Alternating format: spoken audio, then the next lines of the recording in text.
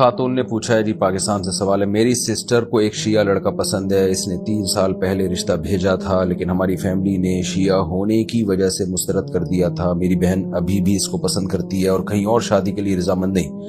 جب کوئی رشتہ آتا ہے تو وہ عجیب قسم کا رد عمل ظاہر کرتی ہے، رونا شروع کرتی ہے۔ میری فیملی نے استخارہ بھی کیا مگر اس میں بھی اچھا نہیں آیا۔ ہم نے اس کو سمجھانے کی پوری کوشش کر لی لیکن سب رائے گاں۔ عام بات یہ ہے کہ وہ دونوں رابطے میں ہیں اور ہمیں سمجھ نہیں آ رہا کہ اس اسٹیج میں ہم انہیں شادی کرنے دیں یا نہیں۔ بصورت دیگر میری سسٹر تو زندگی میں آگے بڑھنے کے لیے تیار نہیں۔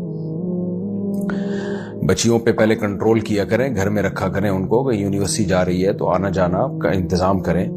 بالکل جب بچیوں کو آزاد چھوڑ دیتے ہیں تو پھر وہ اپنی مرضی کرتی ہیں تو پھر مسائل کھڑے ہوتے ہیں اس پہ، خاندان والے اس کو ایکسیپٹ نہیں کر رہے ہوتے۔ بعض دفعہ وہ درست فیصلہ کر رہی ہوتی ہیں، بعض دفعہ غلط فیصلہ کر رہی ہوتی ہیں۔ تو اس لیے لڑکی جو ہے وہ گھر کی 4 دیواری میں ہی اچھی ہوتی ہے، اور کہیں ضرورت سے باہر نکلنا ہے تو ایک نگرانی رکھنی چاہیے۔ ہم یہ نہیں کہہ رہے کہ لڑکیاں خراب ہوتی ہیں جو باہر جا رہی ہیں، لیکن نگرانی نہیں ہوتی تو خرابی کا چانس بڑھ جاتا ہے۔ باقی یہ جو چاہ رہی ہیں یہاں نکاح کرنا جہاں یہ چاہ رہی ہیں، تو دیکھیں شیعہ حضرات کے بہت ساری قسمیں ہیں، بہت سارے عقائد ہیں، بہت سارے ان کے مسلک ہیں، ان کے نظریات ہیں۔ کوئی ایک ایسا نہیں ہے جس پہ ایک نظریہ ہو کہ جو سارے شیعوں کی طرف وہ آپ منسوب کر دیں۔ کچھ اس میں ایکسٹریم لیول پہ پہنچے ہوئے ہوتے ہیں، صحابہ کو برا بلا کہہ رہے ہوتے ہیں۔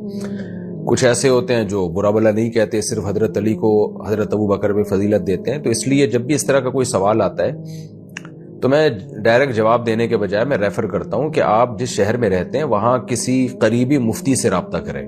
کسی مفتی سے بھی نہیں بلکہ وہ مفتی جو باقاعدہ ادارے میں ہو، ادارے سے رابطہ کریں۔ جیسے آپ اگر کراچی سے ہیں تو بنوری ٹاؤن چلی جائیں آپ، یا آپ جامعہ فاروقیہ چلی جائیں، یا دارالعلوم کرنگی چلی جائیں، یا جامعہ رشید چلی جائیں۔ وہاں جا کے اس شیعہ کے پورے حالات بتائیں کہ بھئی اس کے یہ عقائد ہیں، اس کے بعد وہاں سے فتویٰ لیں آپ۔ تو علی اطلاق اس بارے میں میرے لیے فتویٰ دینا بہت مشکل ہے۔ تو جس کی طرف سے نکاح کا پیغام آیا ہے تو اسپیسیفک اس کے عقائد کے بارے میں جان کے آپ وہاں سے کہیں سے فتویٰ لیں، کہ تاکہ آپ کو پتہ چلے کہ یہ نکاح جائز بھی ہے یا نہیں ہے۔